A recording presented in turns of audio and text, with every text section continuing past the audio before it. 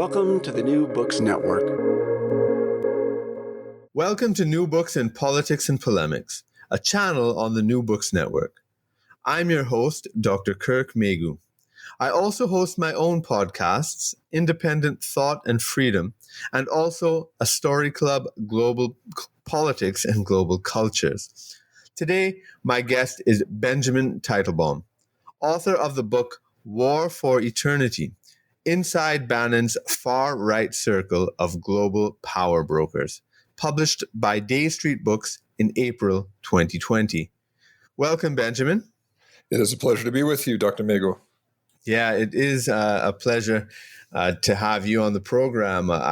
There's so many points of intersection with this book. I mean, I'm very, very fascinated by the whole nationalism and Steve Bannon, and then the topics you delve into with traditionalism is something I'm very interested in as well. And then ethnography, questions of ethnography, because I'm also a trained anthropologist. So really, there's just tons. And then I was also, a hardcore and thrash metal fan in the 80s. So tons of points of connection. But I'm joining you from Trinidad and Tobago right now. And where are you joining us from? I'm almost 9,000 feet above sea level in the Rocky Mountains, just west of Boulder, Colorado. Right. Must be cold. It is cold. It's warmer than it should be, though. Okay, all right. So we should be getting a healthy snowstorm in the next couple days. That's right. That's how it works. I lived in Toronto, not Colorado, but still pretty bad with the winters. Absolutely. Yeah. So we like to start off our interviews by asking the authors to just give a little background to themselves, particularly in relation to the subject of this book. So can you please do so for us? Yes. So I could call myself an anthropologist. Sometimes it's easier to do that, but my PhD is in ethnomusicology. Okay. And so officially, I'm a scholar of the relationship between music and culture, music and society. In my case, the bulk of my research has focused on music and the radical right, to the extent I'm an ethnomusicologist. I also study traditional music of Scandinavia, but my first book was about the ways that music was transforming nationalist activism in Scandinavia. Okay. And what years were you concentrating on? The 80s? Then, in this case, there's some historical work there, but really my moment of exposure was 2010 to 2013, which was definitely a major watershed year for Sweden in particular. Mm-hmm. But I've, in part because calling yourself a music scholar gets you a lot of access to people. It's a non-threatening academic discipline. It's, for some people, it's kind of a pitiful academic discipline. And because that grants you a lot of access, I ended up meeting people, gaining insights to topics that didn't always have a lot to do with music. So as time has gone on, I've considered myself less exclusively an ethnomusicologist and also a scholar, you could just say a plain anthropologist of political life and political culture. Right. Okay. Yeah. I mean, the ethnography angle, I think, is important for us to discuss a little, because I've seen you. Well, in your introduction, you talk about how rare it is for anthropologists to study up. And I think that's an important issue to talk about, as well as I see you have. You've written a piece, I can't remember what journal it is, about, if I'm right, the phrase was an immoral ethnography. Both of those issues I am very, very interested in, and so I'd love to hear what you have to say about it. Sure. And I would caution listeners that the article you're referring to was written for specialist audiences. Yes. So the terminology is meant to provoke in very, very particular ways. Absolutely. Yeah. Ethnography to me is a methodology. It's based on forming relationships with the people who you are studying. And that is to say, it's not a research methodology of surveillance or necessarily infiltration, covert infiltration or anything like that. It's about open and honest interaction, dialogue, discourse over long periods of time. That's an understanding of ethnography that's emerged gradually, but it has been valued after a lot of criticism of old methods of surveilling and cataloging the lives of others. And in my mind, that basic feature, the relationship that you form with the people you study, that's what distinguishes it from other research methodologies. It doesn't necessarily make it better in any grand sense than another research methodology, but those are the insights that ethnographers can offer that others cannot. Yeah, as a former lecturer in anthropology myself, and someone who has a degree, the term we used was participant observation. Yes. Is that no longer in vogue now? Have I missed something? Oh, it's in vogue. Yeah, I mean, there's just some natural that I think that to the extent it would not be in vogue, it is just because of its antiquity. Right. Yeah. You don't hear a lot of people saying that there's something wrong with that, but instead of just mere participant observation, there are those who say that we really need to collaborate with the people who we're studying. And that can mean collaboration in the strictly political sense that we would think of. It can also be less formal collaboration, to say that we need to work together to try and understand their lives, for example. Yeah. So anyways, that to me is the signature. That's where ethnography, which is not the same thing as anthropology, that's where the ethnographic method is today. And I have insisted that when I do the work that I do, when I study the people who I study, that I want to do ethnography as it is valued.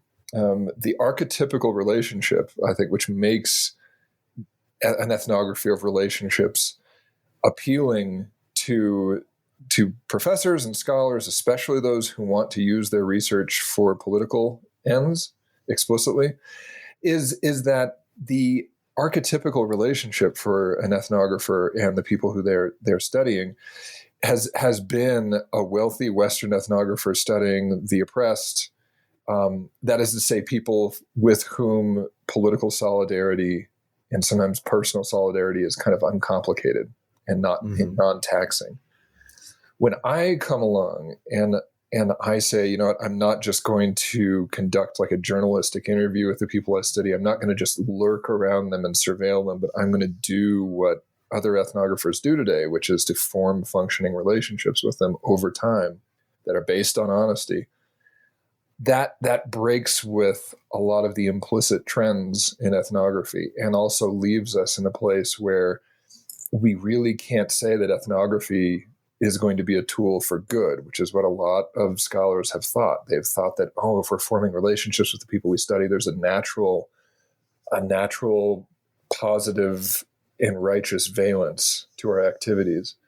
And so when I say that we need to be prepared to embrace ethnography as also a potentially immoral practice, this is what I'm referring to. I'm saying essentially that it is as moral as the people involved. And if you limit ethnography in its best forms only to people who can be objects of political admiration for you, then we're deliberately denying ourselves insight into a large portion of humanity, making ourselves deliberately making ourselves ignorant. Yeah. Those are important points. And I also want to put out a perspective from my angle too. My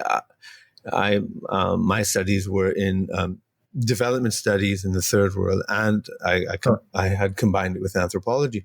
And So there's always these questions. I mean, I want to challenge you a bit in saying that it was unproblematic the way it happened in the past, because there were real power dynamics there, and it was powerful West. It was privileged Western people going to study tribes people first, in a jungle or a forest, usually hunters and gatherers. That was the kind of fetishized subject of the anthropologist at first. And then, then later on getting to urban people in third world settings. And there was always this power dynamic. And I myself, I remember coming to Trinidad and being a Trinidadian. So this is another thing, studying one's own culture or one's own ancestral culture, because I was actually born abroad and lived abroad. And so when I came down to do my field work, I was kind of, half of a foreigner, half of an insider. Yes. And when I told people I was an anthropologist, they totally closed up, so what am I? Am I a savage, or are you looking at, the whole reaction was different. If I said I was a sociologist, on the other hand, that was fine. Right. Interesting. Everybody was fine with that, and they'd be open and speak and whatever. But if it said I'm an anthropologist, then it's so those power dynamics are very, very, very much there. So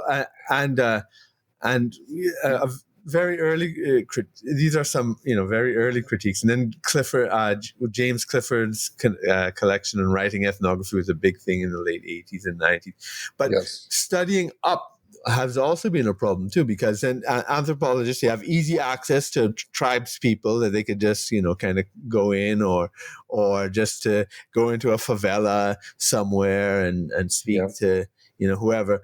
But studying a multinational corporation boardroom, or the elite or the rich is another thing. So there was this bias in anthropology in its even ideal phase, a very real problem, and I do think your work is very interesting in that respect, because you are studying up in that sense. You're not studying down. You're studying the powerful.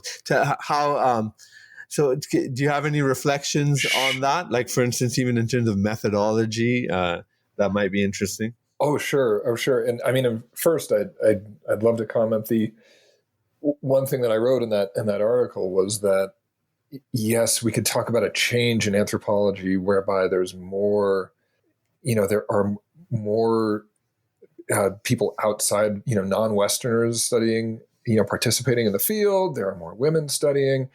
And I think that old relationship, that old ideal of the Western, savior, wealthy Western savior from the museum going to study the savages, of course, we could go on and on about all of the foolishness in that, and also how you use the word fetishized, and that's true, how it also involved a fetishizing of the people who were being studied, and that also extends to moral assessments. One thing I write in my article is that there's probably no one on earth who's moral enough for ethnography to be inherently moral. In practice, we're human beings, for goodness sake. Yeah. So, but in my case, when the diversions that I have taken have not only been on the moral plane, studying people who I'm not going to gain any social capital with my ethnographer colleagues for forming relationships with and being collaborative in any sense with. But more specifically, in the most recent book that I wrote, yes, I'm studying elites who are extremely difficult to access and have no reason, no incentive to entertain my requests for their time. Yeah. And that it's very difficult because it becomes more transactional at the outset. If their time is worth money, or if it's not just worth money, if it's worth a lot of appreciable public political capital, they view time with me as a potential investment to be evaluated and accept it or not based on the anticipated returns, to speak in kind of economic language here. And my solution to that has been politeness, honesty, and a doggedness. Just in the case of Steve Bannon, for example, who he's not as inaccessible as people think. He will speak to people if, under the right circumstances. But in that instance, I just had to make myself an immovable fixture of his life in form of just showing up at his hotels and his houses, and being polite, but not giving any indication that I was going to be leaving soon. Made myself a nuisance, and that was what started the access. But that's much different, as you note, from studying people who are in a situation of desperation, let's say. Yeah. Right. So let's, I guess, to get into the contents of the book, what is it you are referring to in your title, War for Eternity? And why is it important? Like all great titles, it's no. It could mean a couple of things, and I intend for the reader throughout the course of the book to learn what it really, really is about. The figures who I am studying view themselves as fighting on behalf of eternity, but War on Behalf of Eternity would not be as sexy of a title. They view themselves as involved in a struggle between unending, timeless values and social forms and progress, and the belief in progress, and the belief that as time moves forward, things are going to be, or have the potential to be, meaningfully better than they ever were in the past. And the Aleksandr Dugin, the Russian intellectual who I write about in the book, he's used phrases like this before. I quote it in the book, where he says, we need to not fight for the past that has passed. In other words, he wanted to describe himself as not being a nostalgic. We need instead to fight for the eternity that is the basis of traditional society. And that was really the genesis for the title. Right. Well, let me ask, how did you become interested in the subject to start to write the book? Was it from the idea of traditionalism itself and the kind of, or was it because of Bannon, or was it because of things that led you there through the kind of death metal scene, the Nordic, the Nordic scene? What was it that a little bit of a little bit of everything you just mentioned, actually. I knew about traditionalism, and I had become more broadly interested in ideological factions and variants within the broader radical right, based on my research in Sweden and on music, among other things. Music was one of the lenses, or that was allowing us to see, if not ideological differentiation, then at least social and stylistic differentiation among people on the radical right.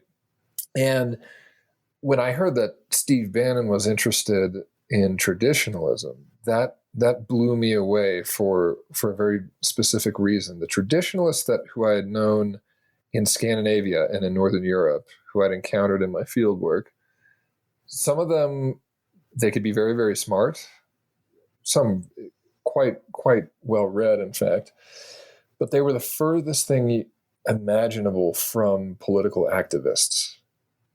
They were the last. This is especially at a time when nationalist parties in Europe were experiencing new political opportunities that they almost never could have dreamed of. I mean, the atmosphere, especially the early 2010s, was one of just, wow, there's, cosmic forces are at play, and our message is going through, and nobody can stop us right now. And traditionalists were not a part of that. They were not a part of that optimism. They were weird, Dr. Megu. Yeah. I mean, they were withdrawn, antisocial, obscure, esoteric intellectuals. Exactly. It had a lot to do with, there's a lot of intersection with the occult, with paganism, Satanism, of course. Yes. Yeah. overwhelmingly male, more so than the male-dominated radical right in general, young, antisocial in some cases. Like one of the YouTube personalities, Sticks and Hammer 666. Okay. He kind of crosses, he crosses the genres, doesn't he? Yeah, if it is in that, I'm not familiar with that particular user, but yes, I think you get the right feeling. Yeah. He was involved in a lot of debates. Yeah. Okay.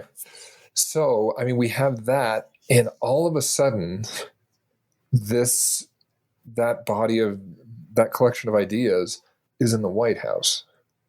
I mean, and having never, I read the articles, I read, the New York Times wrote a little bit about Bannon's interest in Julius Evola. There were some other takes. Josh Green's book, Devil's Bargain, made some references to Bannon's interest, but no one knows what this stuff is in the mainstream academic or journalistic core. Yeah. It's not like traditionalism is taught in political science departments or anything like that. No one has a clue about it. There's a slim chance that someone in religious studies might. But in general, that this is off the map. So it was that anomaly, seeing Steve Bannon just aware of these authors was enough to make me curious. And when I first met him, I thought I was going to be, maybe writing an academic article about his access to Julius Evola, and it would be about kind of communication networks and channels and publishing and things like that. But as I continued speaking to him, and really our first meeting, if you don't mind, yes, please. So did you just like write him a letter out of the blue, out of thin air, or did you have a contact and Or that's interesting because in fact I do want to interview him myself. Oh yeah, well it was very difficult. No, I had one contact to his press, one of his press agents, what would you call a publicist of sorts? Yeah. And I had to work that contact for a year. I don't know how many emails I sent. I even, there were even some false alarm trips to the airport where they said, "Oh yeah, you want to meet us here?" And then I get to the airport. I say, "No, Steve went to another city." Mm-hmm. And then one time I got a message again, and the agent said, "Well, he's going to be in Manhattan these next couple days." And I just thought, okay, I'm hopping on a plane. I'm flying to Manhattan. Right. And if he's not there, then okay, then I'll hop on a plane and come back home. Right. But when I got there, I started texting. I said, "All right, I'm here." And they said, "Okay, well, his hotel is, his loft is here." And, the next text they got from me, I said, "All right, I'm at the loft. I'll be here all day today and all day tomorrow." and that's how it happened. And it certainly didn't, I made sure when you get access to someone, I knew this from earlier in my research, that if you get access, you, of course, like a journalist would do, you do all of your homework, you do everything you possibly can to make the most of that time. And the good part of that is not just that you're efficient with your questions, but if they're receptive to you, you also make an impression of being serious. So yeah, I hope that I did that. Hello. If you enjoyed this clip, why not listen to the whole interview at newbooksnetwork.com, or you can check on the link in the description below. At newbooksnetwork.com, just search for Kirk Megu and you'll see all my interviews, including this one, in the topics of politics and polemics, and my special series on Malcolm X and Black nationalism, and also Third World nationalism. So check that out and let me know what you think. All right, take care and bye for now. Don't forget to subscribe to my channel here and also subscribe on the New Books Network. Okay, take care. Bye.